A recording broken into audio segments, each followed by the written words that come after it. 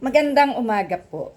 Ito po si Aling Marie, ang mayroong konting announcement para po sa inyo. Kahapon po, umattend si Aling Marie ng ginawang announcement para sa pagtakbo ni Senadora Riza Hontiveros para sa pagkapangulo ng Pilipinas sa 2028. Ito po. Ayan. Tayo po ay sumuporta kahapon upang ipaabot sa ating mga kababayan na wala tayong ibang dapat na pagpipilian sa ating magiging tagahawak at tagapamahala ng bansa, kundi si Senadora Riza Hontiveros, na maaasahan sa lahat ng pagkakataon. Si Senadora Riza ay nagmula sa hirap. Si Senadora Riza ay nakapagtapos ng pag-aaral at siya po ay isa ding dating military. Si Senadora Riza ay binabato ng mga walang utak at pinagbibintangan ng kung ano-ano. Subalit ito ay hindi niya pinansin. Si Senadora Riza ay isang mabuting nanay, kung kaya't maaasahan din na siya ay magiging mabuting ina ng bayan. Si Senadora Riza ay nagpakita na sa atin ng kanyang mga nagawa. Nakapagpakulong siya ng mga naghahasik ng kung ano-anong katiwalian at iligal sa ating bansa gaya ng pogo.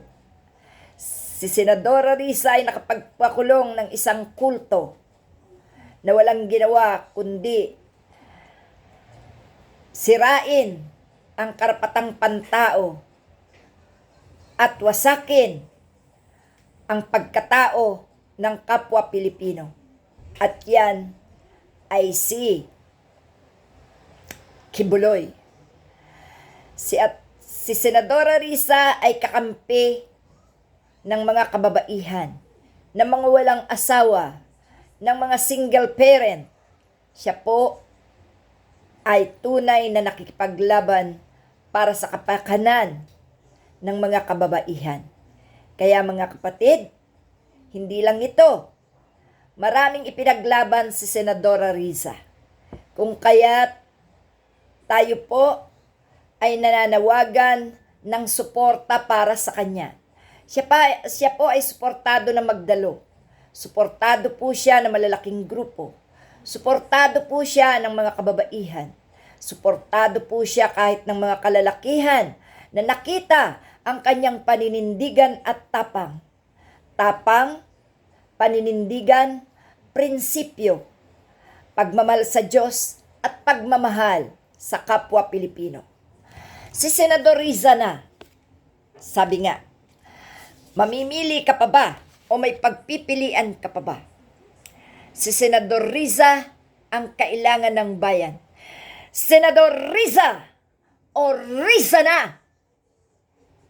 Ipaglaban, suportahan, at iupo sa bayan. Yan! Yan lang naman po ang kahilingan ni Aling Marie, mga kapatid. Sapagkat kung wala ang Riza na, hanggang ngayon namamayagpag ang mga tiwali sa ating gobyerno. Riza na! Riza na! Riza na! Okay, thank you po.